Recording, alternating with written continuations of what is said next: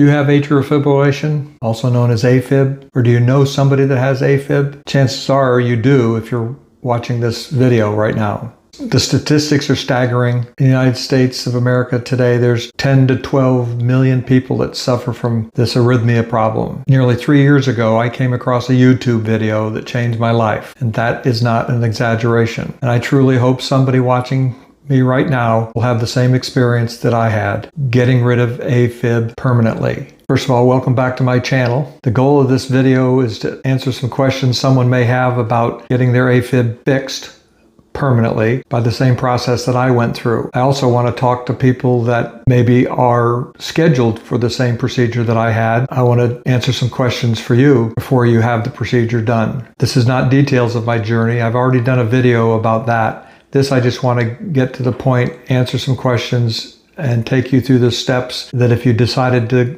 go through with the procedure, this is what I went through. It's one person's experience. So once again, welcome back to my channel. This is Still Curious with Gary Green, and I'm Gary Green. If you've been searching anything online, you know the pattern. You search something and then you get inundated with advertisements, recommendations, suggestions concerning the product or something similar that you're researching. The flood of atrial fibrillation groups that are inundating me on my Facebook page is just absolutely crazy. There's one called Heart Ablation Club, Fight AFib, AFib Support, Young People with AFib, The Watchmen, Supraventricular Tachycardia, SVTs, Getting Rid of Your AFib. There's a pulse field ablation support group. And most of what you see on YouTube and on Facebook is AFib, ablation, blah, blah, blah, Watchmen. But I don't see much about the Wolf procedure. And the Wolf procedure is what I had a year and a half ago. There is a private Facebook group for people that are interested in the Wolf procedure and those that have had it. It's a tremendous group. The key with the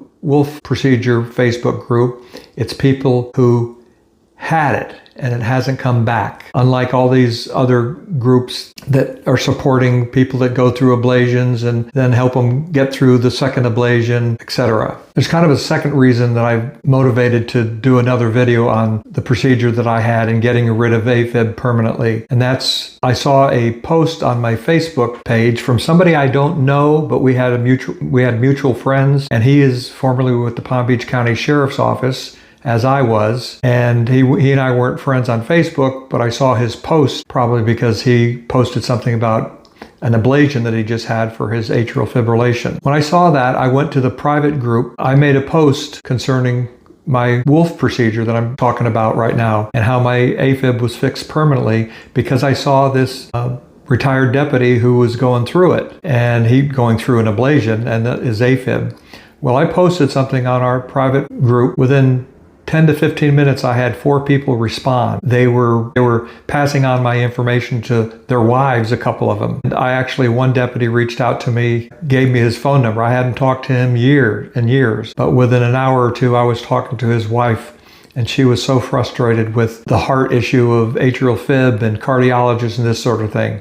And I truly believe she's on her way to be another patient of Dr. Wolf and getting rid of AFib permanently. So that was really a big motivating factor. And I hope somebody sees this. I hope you share this with people because this is how I found my answer. I had AFib for 12 years. I'm AFib free now for a year and a half. And I know people on the Dr. Wolf has done that have been 8, 10, 12 years AFib free. It doesn't come back. It's one and done. Let me get into what I really wanted to just touch on is answer some questions specifically about what it takes to get this procedure done. I was diagnosed with a type of AFib that was only occasional. Occasional meaning that it would go into it for a few minutes to a few hours. There is a type of AFib that is persistent. My AFib was not. It would sometimes last for hours. That was it. There's also lone AFib is what I learned it was because it wasn't related to valves or vessels. The valves and vessels were good. It was just the atrial fibrillation that was causing my problem. Interesting analogy I heard, and I love sharing this with people, is your heart is like your house. It has plumbing and it has electricity. Your valves and vessels of your heart is the plumbing. Electricity is the nerves that go into your heart. And my valves and vessels or plumbing was in good shape. It was just the nerves going into my heart that were sporadic and causing my atrial fibrillation. In pre-planning, I live in South Florida, and Dr. Wolf is located in Houston, Texas at the DeBakey Heart and Cardiovascular Center, part of the Houston Methodist Medical Center. So I had to make arrangements. I got my date of my surgery, and that, of course, allows me to determine when we're going to fly to Houston. My pre-op tests were scheduled for a Friday. My surgery was scheduled for a Monday. So we actually had to fly out on Thursday, be there Friday morning for the pre-op. Then we had the weekend before the surgery. We booked the hotel for 8 days. Let me mention insurance. A lot of people ask about insurance coverage. And I know that there are people whose insurance companies, they have to fight to get the procedure paid for. I have Medicare and a Medicare supplement. My procedure was paid, everything. Doctor, hospital, everything associated with the procedure. Of course, what wasn't paid was the hotel and air transportation. Something that's interesting about insurance companies, when I've heard that people have had difficulty getting their insurance company to cover, ablations are covered without hesitation by insurance companies. And in fact, insurance companies will pay for multiple ablations on the same person. 2, 3, 4, 5, 6, 7, 8 times they'll pay for the same procedure to try to fix a problem. So why insurance companies have a hard time accepting Dr. Wolf when if the patient has Dr. Wolf's procedure, it's one and done. Dr. Wolf's staff provides all the information about the pre-test and the scheduling. So as I said, we stayed at the Marriott Houston Medical Center, which is attached to the hospital, this was one of the most important aspects of this whole planning. We prepared to stay for 8 days because of the scheduling on Friday. Morning of the surgery, we walked over to the OR reception, got prepped, saw Dr. Wolf. Surgery was done. I got out. I was in recovery and I had a meal waiting for me. That was pretty cool. Not that you want to eat after surgery, but I wanted to eat. So recovery, and then went up to my room, and there's pain. Everybody wants to know about pain. What was the pain that I went through? Dr. Wolf's procedure is minimally invasive. He goes through both sides of the chest wall to get to your heart. There's no cracking of the chest. He just puts the instruments through the chest walls. I can tell you that there wasn't much pain. The first night was mainly discomfort from the wires and tubes that they keep into you until the next day. But I would say the pain, I don't have a high threshold, and I really think that it was not that bad. It really wasn't. They took the tubes and wires out first day. Second night was a little better. Dr. Wolf wanted me to stay a third night, which was fine.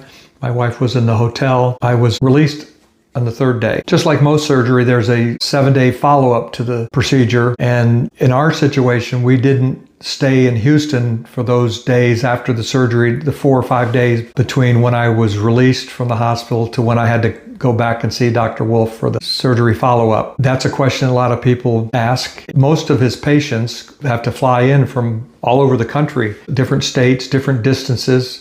Me from Florida, it's a 3-hour flight. I obviously wasn't going to go back home, and it's not recommended. Dr. Wolf does not recommend that you get on an airplane after you get out of the hospital and fly 3 or 4 hours and then come back a few days later. But I was able to fly to North Texas and stayed with my son and his family for a few days to recover there instead of staying in the hotel. The only medication that I had been on was amiodarone. I was on it before the surgery, for many years before the surgery. And after I met with Dr. Wolf, there's a weaning off protocol that he put me on. 6 weeks post-surgery, something happened, and it happens to a lot of people. So if you're listening to this and you're going to go through the procedure, it felt like I was going back in an AFib 6 weeks after the surgery, but it was not atrial fibrillation. It was atrial flutter. Dr. Wolf puts a loop recorder in just under the skin, connected to your heart, so he knows what my heart was doing, and it was atrial flutter, not atrial fib. And it definitely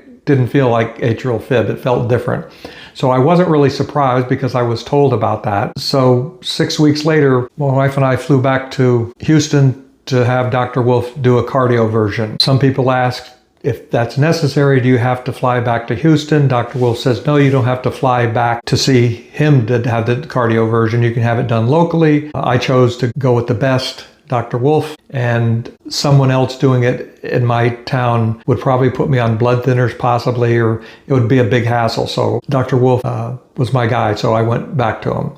After that procedure, I'm telling you, my life has really changed. The energy level was crazy. Here's what my message to people that have AFib. And I didn't let AFib get me down. I functioned. Once it was gone, it was like, wow. I never knew how bad I was until I got fixed. So that really was a joyous feeling. I sleep less, which is interesting, and I have more energy. I mean, I'm not going out there running marathons or bicycling or anything. I'm not that active, but I could definitely tell a difference. See, I thought I was getting older by getting tired. I was aging, but my heart was slowing me down. It's all fixed. Things are good. I'm off amiodarone. I see Dr. Wolf every 6 months, I guess, through televisits. Life is good. I wanted to make a point about the process. Dr. Wolf and his staff are phenomenal. Share this video with somebody. I feel like Paul Revere sounding the alarm.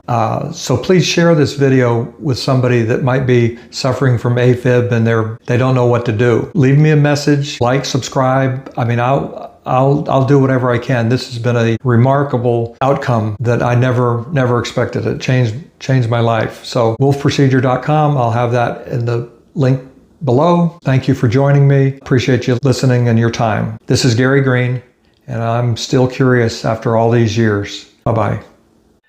Hi, thank you for sticking around to the end.